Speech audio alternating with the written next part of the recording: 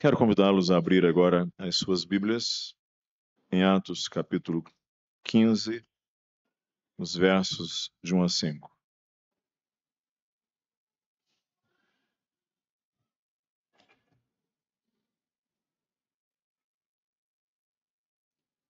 Atos dos Apóstolos, capítulo 15, os versos de 1 a 5.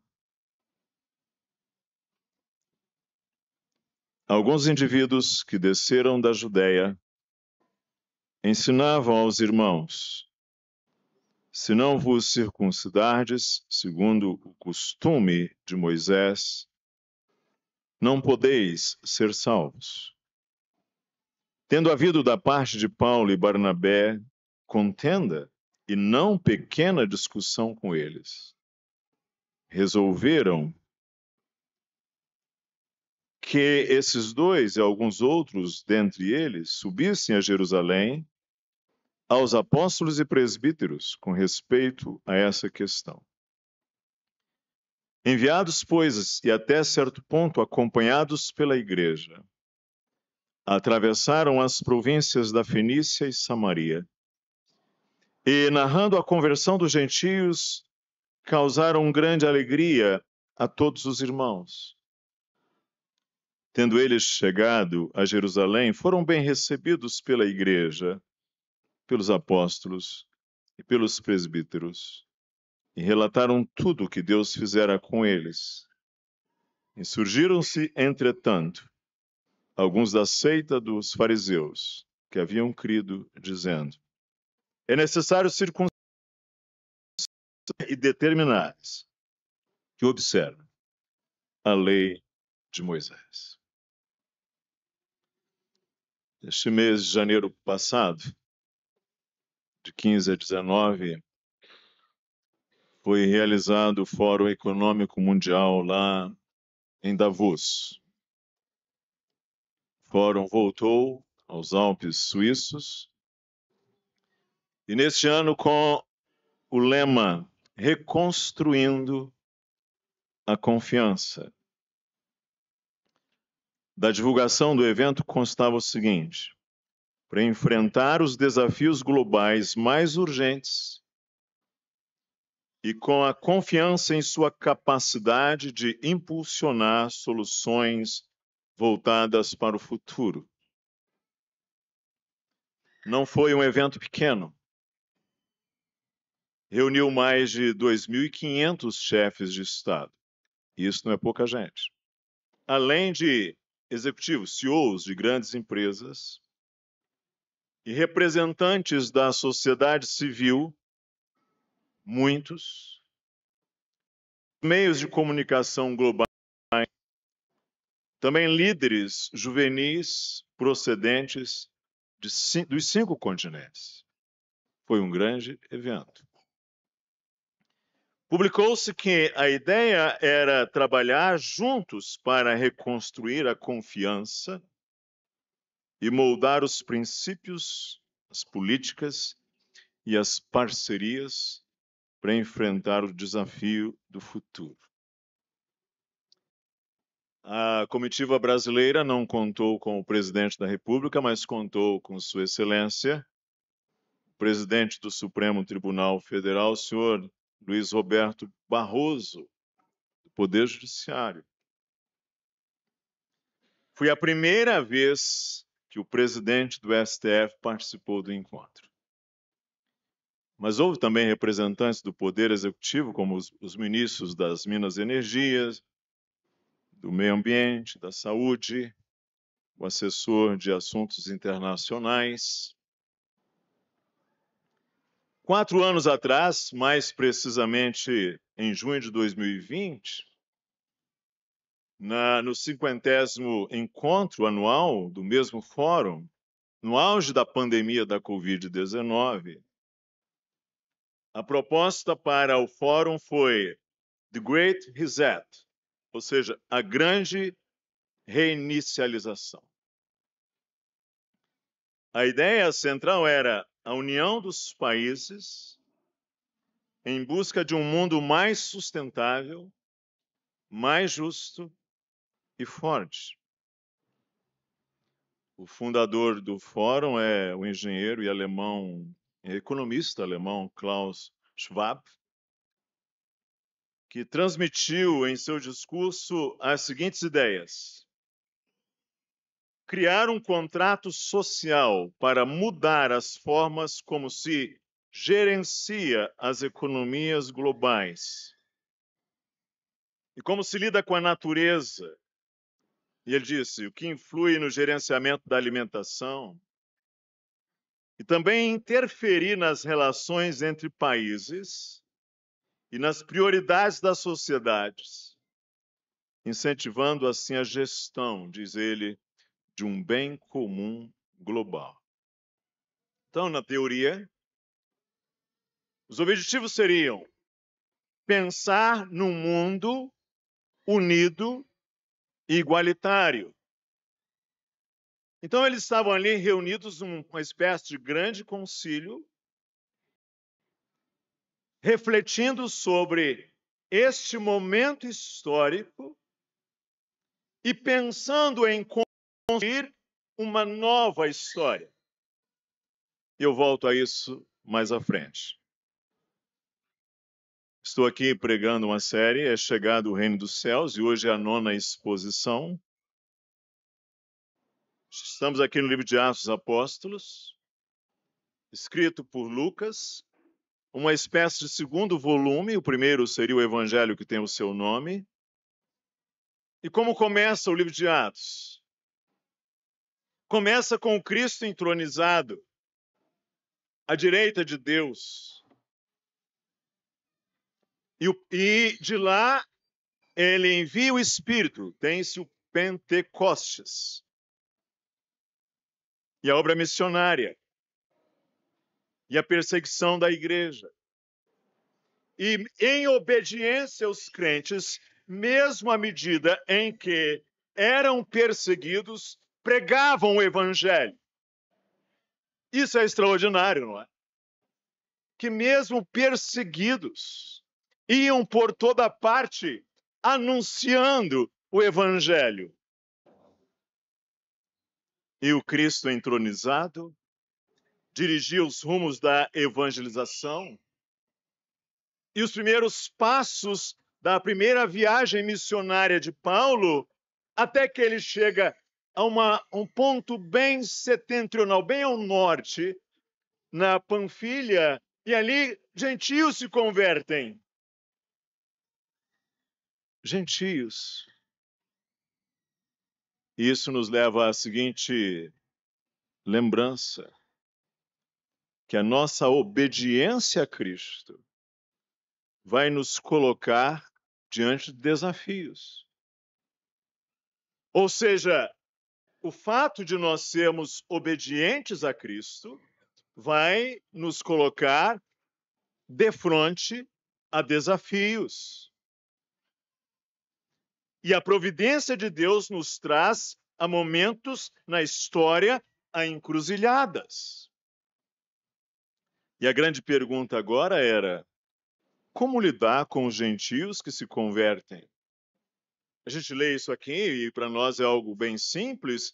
Os gentios se converteram, mas a conversão de um gentio era algo chocante, porque o judeu tinha o gentio, não judeu, como algo imundo, alguém imundo. Alguém que, aliás, não podia nem tocar a mão sem se tornar imundo. E o cristianismo surge dentro da história dos judeus.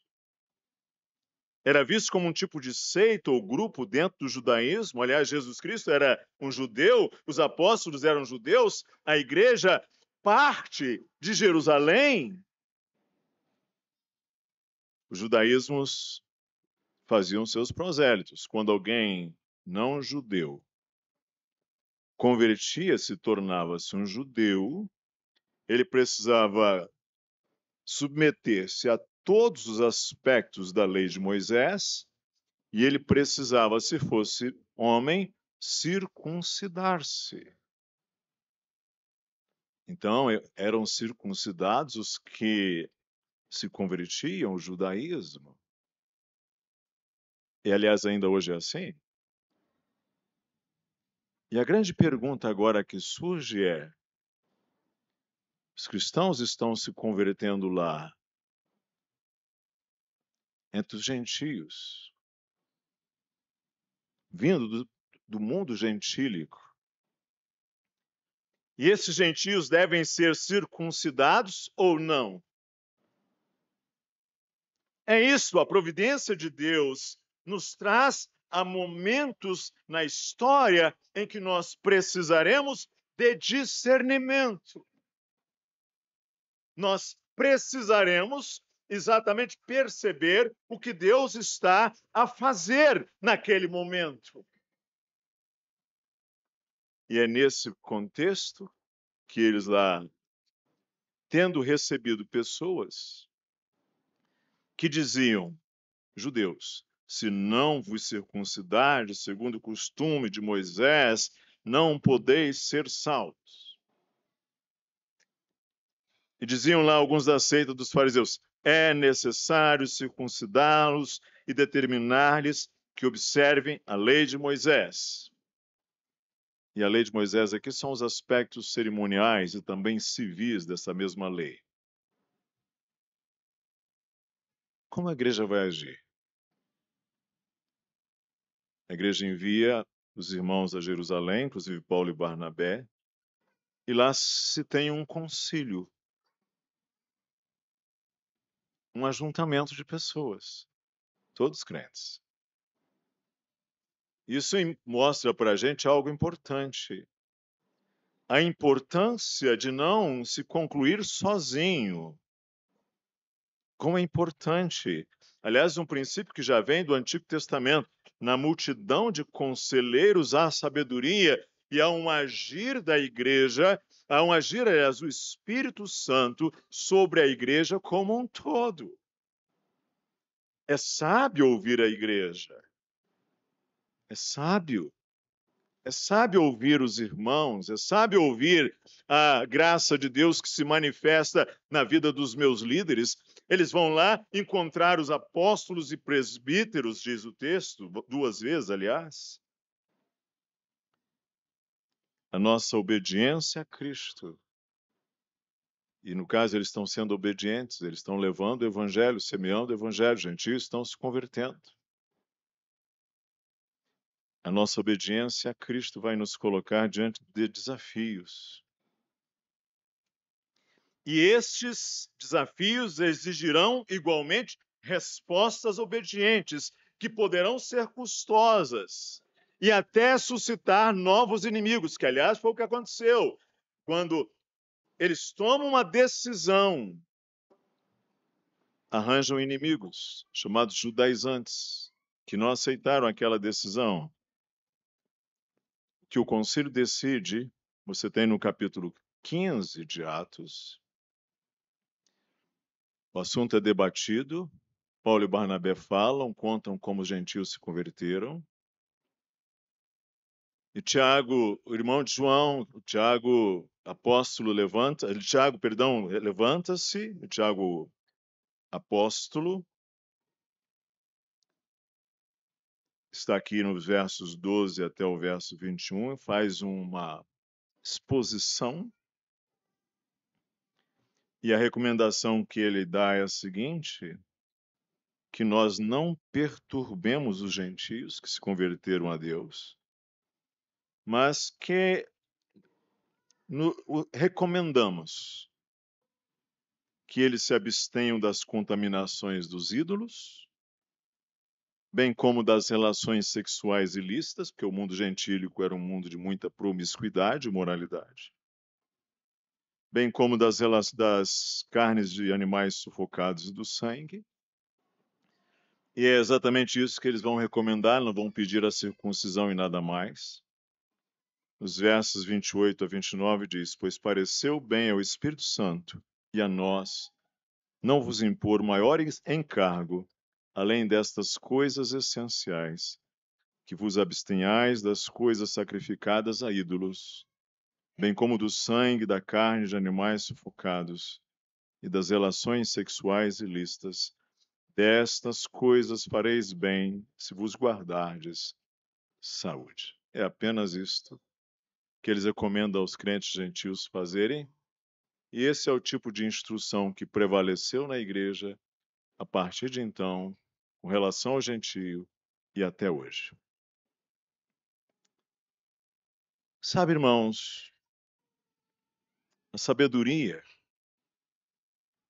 para viver as particularidades do momento histórico e para responder ao desafio do momento. Quando a gente vê a história da igreja, a gente vê a igreja e seus concílios. O que significa a palavra concílio? Que, aliás, vem do latim, significa ajuntamento, ligação, união, assembleia, reunião, sociedade, círculo de pessoas, conselho, reunião de conselheiros.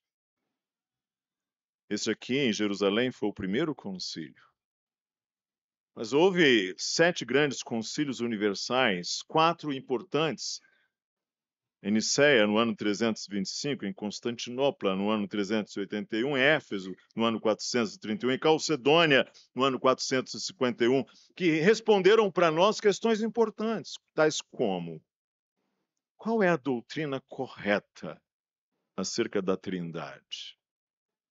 Ou qual é a doutrina correta acerca de Jesus Cristo? Foram maneiras sábias da igreja responder aos dilemas que surgiram em sua história, buscando o discernimento de Deus. Sabe, irmãos, Jesus ensinou que nós devemos viver no reino discernindo os tempos. É preciso discernir os tempos. Se você for ao litoral aqui de São Paulo, você vai encontrar ali, nesse período de verão, os bombeiros na beira-mar. E eles estão lá com os apitos. E é interessante que quando eles percebem os sinais de uma chuva mais intensa, e este está sendo um verão muito chuvoso, quando eles percebem que vem uma chuva mais intensa, eles apitam e pedem às pessoas para sair dali, para sair da água. Eles fazem isso por uma razão simples. Eles leem os sinais. Lê os sinais. O nosso versículo da semana diz: sabe, porém, isso, nos últimos dias sobrevirão tempos difíceis. E Jesus Cristo nos diz que viver no seu reino exige um olhar atento, um discernimento dos tempos. Ele usa linguagens assim, por exemplo, Mateus 16, ele diz: chegada a tarde, dizeis, haverá bom tempo, porque o céu está avermelhado, e pela manhã, hoje haverá tempestade, porque o céu está de um vermelho sombrio. Sabeis, na verdade, discernir o aspecto do céu, e não podeis discernir os sinais dos tempos?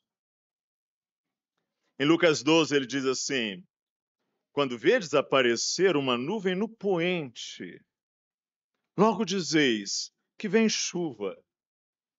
E assim acontece. E quando vedes soprar o vento sul, dizeis que haverá calor. E assim acontece.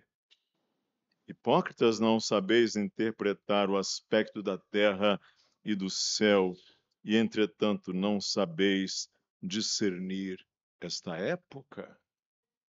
O mesmo princípio ele aplica na chamada parábola da figueira que o pastor Tiago leu ao início desse culto. É preciso a gente ler os sinais e discernir os tempos. Uma pessoa que não sabe discernir o tempo vai sair de casa vindo tempestade sem guarda-chuva. Não é verdade? É o que vai acontecer. É comum, aliás, acontecer. Porque nós somos uma geração que discerne pouco essas coisas, né? É um grande princípio aqui. A sabedoria da igreja para viver as particularidades do seu momento histórico e responder aos desafios daquele momento. Lá no Fórum de Davos, em janeiro passado, dias atrás, foi um tipo de concílio. Claro, um concílio não cristão. Jesus nos diz, certa ocasião, que os filhos deste mundo são mais astutos no trato uns com os outros que os filhos da luz. Outra versão diz assim, os filhos do mundo são mais hábeis na sua própria geração do que os filhos da luz. A igreja precisa ter discernimento do seu momento histórico. Eu fiz um semestre de estágio de oficina terapêutica no hospital psiquiátrico, que vou evitar mencionar o nome. Foi oficinas interessantes, e ali eu conheci alguns doentes mentais com os quais travei algum conhecimento e não fiquei lá retido porque eu disfarcei bem. Havia um senhor lá, ele era um médico. E um dia ele teve um surto psicótico. Ele saiu andando sem saber quem era e caminhando quilômetros, sem direção, sem rumo. E ele conta aí, e os médicos lá do hospital contavam, que ele caminhou até que seus pés ficaram em sangue vivo. Psicotizou e nunca mais deixou o estado de psicose. Estava no hospital exatamente para fazer um dos seus tratamentos. Tem um pouco a ver com o que eu falei na última palavra. Quando se perde a memória, perde-se a identidade, perde-se a direção, perde-se a localização. É preciso discernimento sobre o nosso momento histórico e nossa localização nele. O senhor Klaus Schwab explicou a ideia por trás do que ele chamava de grande reset, num artigo que ele mesmo escreveu no lançamento do evento. Ele diz assim: a pandemia representa uma rara, mas estreita janela de oportunidade para refletir, reimaginar e redefinir nosso mundo, para criar um futuro mais saudável, justo e próspero. Essas ideias, inclusive, subsequentes manifestações de líderes políticos mundiais, geraram teorias e até reações de militância. Mas eu não vou me atentar, nem quero chamar sua atenção para nenhuma dessas teorias ou esses debates políticos e ideológicos. Mas eu quero me concentrar naquilo que se chama de megatrends, ou seja, de grandes tendências, que são sobejamente conhecidas de todos, cujas evidências factuais são óbvias, acachapantes. A primeira delas é o mundo atual, e particularmente o Ocidente, está em crise, a ponto de líderes mundiais apontarem para a necessidade mundial de um grande reset. de um grande recomeço, de uma grande reinicialização. Você sabe o que é um reset? Um reset é quando eu dou um reboot, né? Venho aqui, aperto um botãozinho e o sistema reinicia. E por que a gente dá um reset? Porque a memória está travando. Nós falamos de um bug que consiste no travar de memória que exige um reset. E aqui estamos falando de um bug por conta de um apagar da memória. Você se lembra quando os nossos discos eram magnéticos e submetidos, a gente colocava de repente perto de um ímã, de uma coisa assim, e apagava parte da memória? Naquele momento era preciso fazer um reset, reiniciar. Em segundo lugar, este novo cenário, segundo esses líderes, isso é unânime, inclusive líderes brasileiros, precisaria se configurar em uma nova estruturação econômica. Seria um grande reset da economia global, que demandaria, obviamente, um novo arranjo político, uma zerada nos sistemas políticos e econômicos do mundo. Em terceiro lugar, este novo arranjo político demandaria, inevitavelmente, um mais assertivo controle estatal centralizado. Porque você não consegue fazer rearranjos políticos e econômicos globais se você não tiver maior centralização, razão pela qual essa quantidade imensa de líderes de todo o mundo estavam reunidos num único lugar para pensar em termos de macroeconomia, de macrocultura, o destino do mundo. Ou seja, de um modo geral, para que isso ocorra, é inevitável a centralização do controle, em que se controle os bens, inclusive os bens naturais, os recursos naturais. E em quarto lugar, e eu não estou aqui tratando de teoria nenhuma, estou apenas retratando factos assim, óbvios. Tudo isso é considerado no contexto em que o cristianismo está cada vez mais debaixo de escrutínio e até de hostilidade, passando a ser cada vez mais atacado, a ponto de alguns dizerem que é preciso hoje cancelar o cristianismo.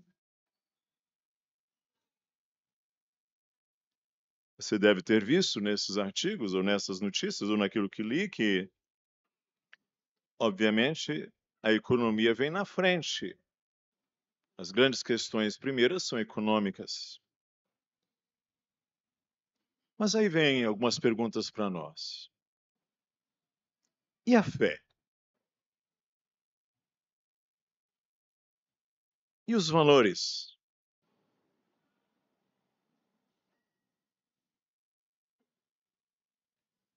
Será que o futuro, em que grande parte da liderança do mundo está a pensar, o cristianismo é uma força coerente, sintônica?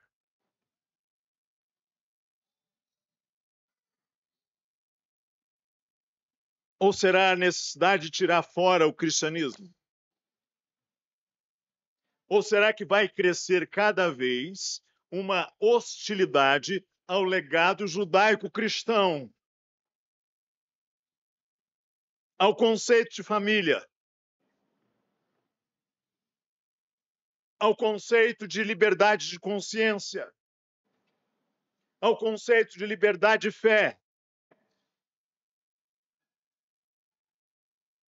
ao entendimento do que é a noção básica do indivíduo, homem e mulher.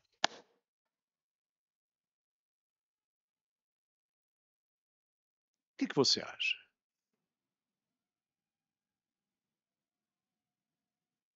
E mais, suponha isso, que consigam fazer assim um reset.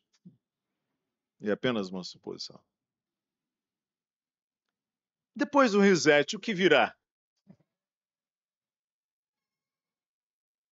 Será um novo? Ou será um novo velho?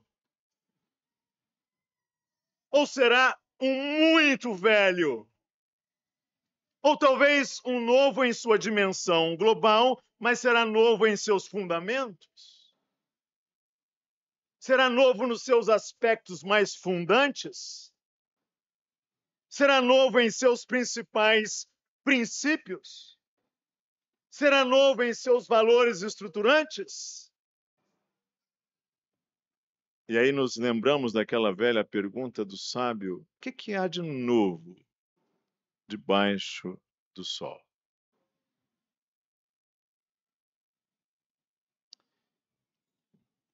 Se você já viajou pelas cidades antigas do Brasil, construídas ainda na época do período colonial, você deve observar algo interessante. No centro delas, como por exemplo São Luís do Paraitinga, cidades antigas, ou mesmo na Baixada Santista, você tem lá no centro uma igreja, daquelas antigas vilas e lugares, você tinha uma igreja com uma torre ou campanário bem alto. O ponto mais alto era a torre ou campanário, e ali tinha um sino, que aliás tocava o dia inteiro. Numa época em que as pessoas não tinham relógio, nem celulares, e nem rádios. E o ser humano se orientava assim. A aldeia, a vila se orientava desta maneira. No espaço, porque o ser humano se orienta temporo-espacialmente, no tempo e no espaço. Como se orientava o ser humano naquele tempo? Ele chegava naquela vila, olhava lá acima, aquela torre, ele sabia onde estava, ele sabia o centro, a igreja está lá, olhava para cima, aquele é o ponto mais alto. Ele orientava-se no espaço pela torre da igreja. Hora de acordar, hora de dormir, hora do almoço, o sino badalava. Ele se orientava no tempo pelo sino da igreja. Tocava 5 horas, o senhor já dizia assim, é hora de preparar as ferramentas para deixar de trabalhar e voltar para casa. Ou seja, a vida das pessoas girava, orientava-se temporo-espacialmente pelas referências da cristandade, fosse essa cristandade sã ou malsã. Mas o fato é, as pessoas se orientavam pelas referências da cristandade. Qual é o sinal do nosso tempo? É que a era da liberdade religiosa passou. E mais, a era da tolerância ao cristianismo passou. Se você não entender isso, você ainda não está discernindo o tempo, você ainda não viu a nuvem, você ainda não se deu conta. Ou seja, nós não mais vivemos orientados pela torre, nem pelo sino, Nós hoje somos orientados por narrativas. Nós hoje somos orientados por ideologias, por princípios, por coisas, por educações, por sistemas que estão sendo despejados sobre os seus filhos, sobre as novas gerações, sobre os bebês que estão aqui. É esta a realidade deste tempo. Tempo em que nós éramos referenciados pelos valores cristãos nessa sociedade, passou. Essa é que é a realidade. Temos aí resistências, movimentos de militância, mas o cenário é outro. E já não é de agora. Ou seja, não apenas nós estamos numa era secular, como aquela em que eu nasci,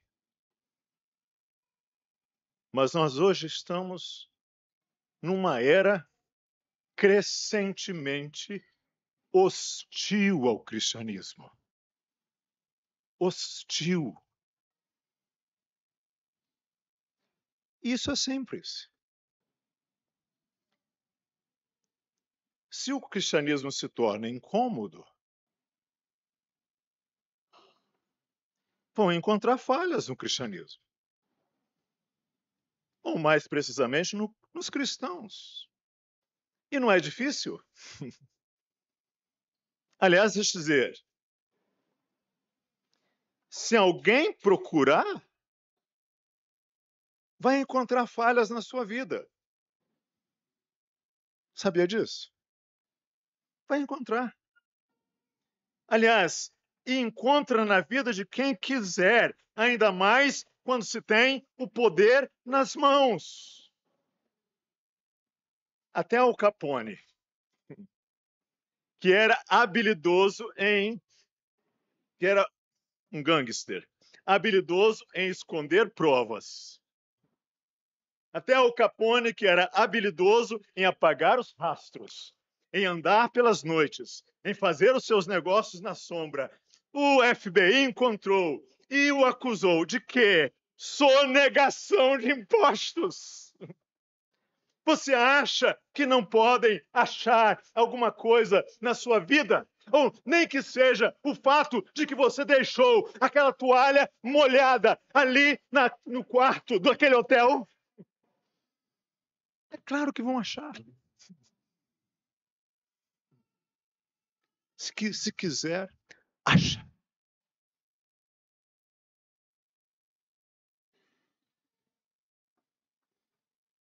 Nós não estamos em rigor numa cultura neutra. Estamos numa cultura geral negativa em relação ao cristianismo. Eu queria então dizer agora a você, jovem, que tem uma presença na internet aqui. E talvez a você que vá ouvir essa palavra depois. É tempo de escolher bem as batalhas.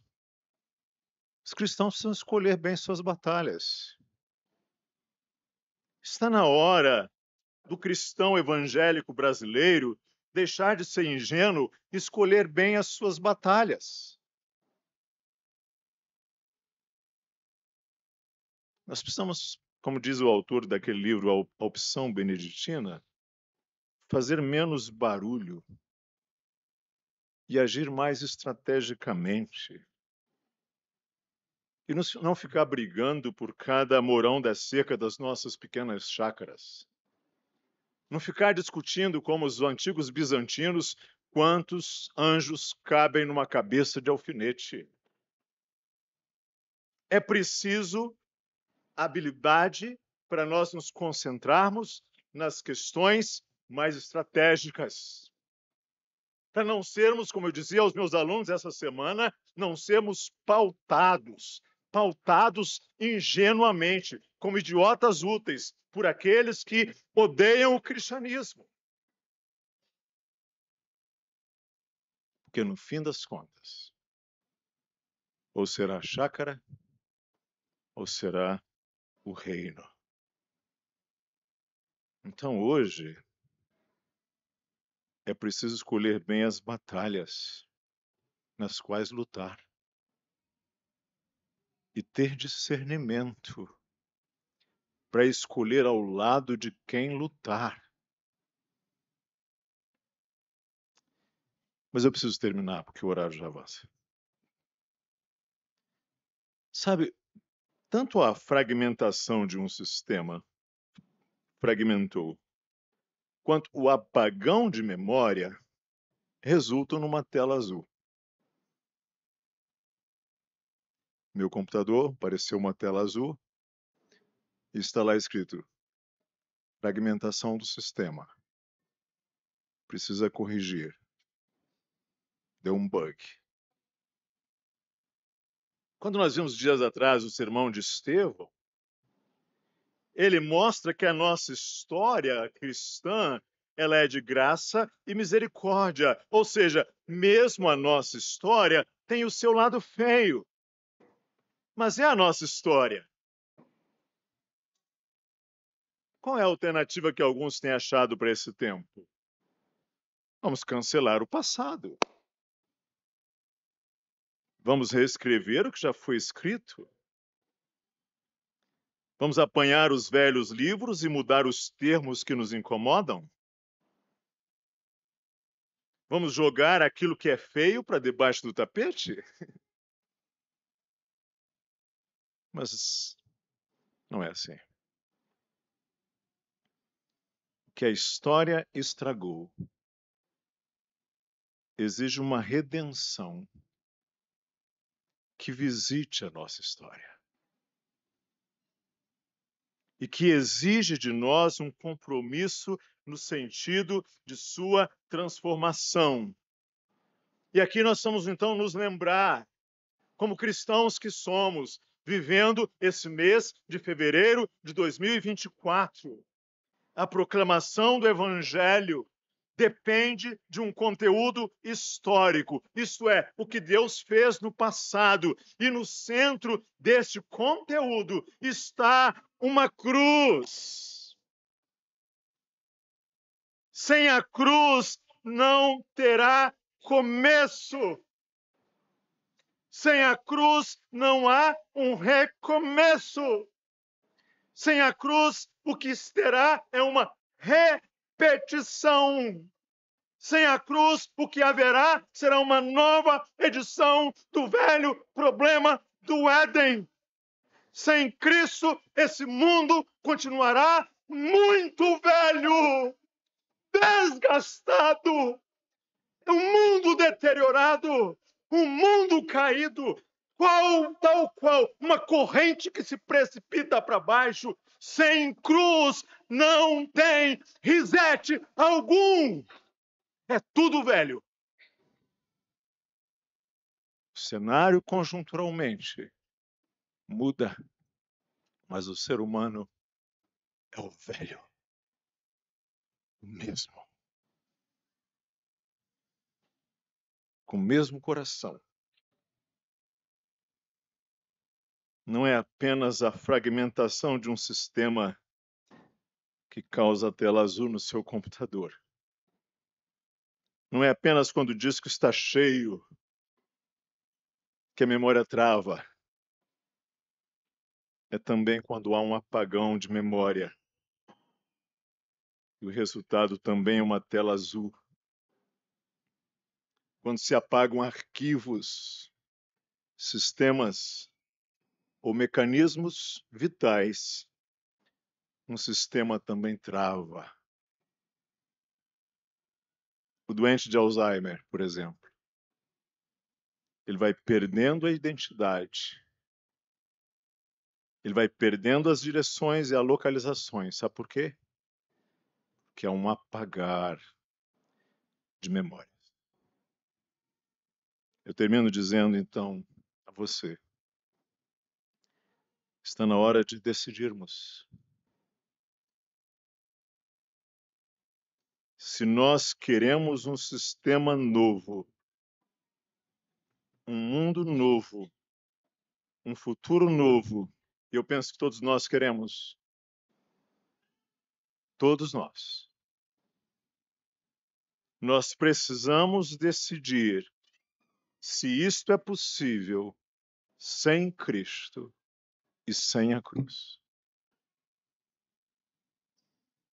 Você vê alguma esperança para este mundo sem Cristo e sem a cruz?